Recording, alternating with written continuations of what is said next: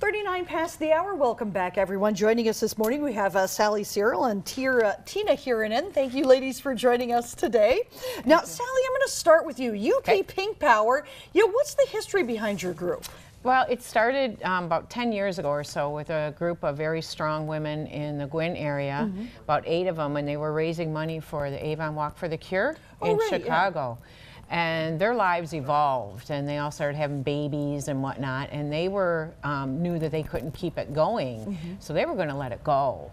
And then 3 of us, much older than them, knew that we couldn't let that happen. Sure. So we picked it up, but we have adopted what we call a paying it forward attitude, where we take care of local folks with an immediate need for crises that may be hitting their lives, be it sickness or fire or anything. And one of those persons, so this year I saw that on your Facebook page you have a poster and a salute to Steve Herkman. What's the story there with Steve? Well, Steve Herkman is actually Tina's brother, and he was the main reason with this walk that we started raising money for AEDs.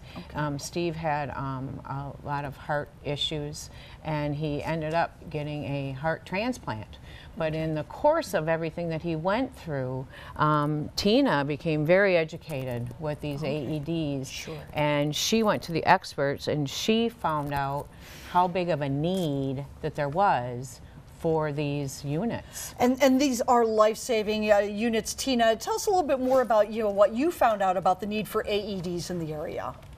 Well, an AED is used for when the heart suffers an electrical malfunction, which causes a sudden cardiac arrest, which differs from a heart attack, which is the blockage to with the blood flow to the heart and causes the heart attack. Sudden cardiac arrhythmia is there's no warning signs. The target group is 30 to 50-year-old people with perfect health or whatever. If someone does suffer this electrical shutdown, you have 10 minutes to save their lives. Yeah. So with these defibrillators and if we could get them spread out into, especially the rural areas in the Upper Peninsula, and emergency response units, the success rate of saving somebody with an AED is far greater than just with CPR alone, and CPR is still performed after, until emergency help comes. And a big question I found out on this too is people who don't know what an AED is, automatic external defibrillators, which you see on TV. They use the paddles to shock the heart. The main thing you have to make sure is that if you didn't see the person go down, you need to know that their heart is not beating before you would even think about using this. And it's a foolproof system. You have one right there. Yep, we have one right next to us.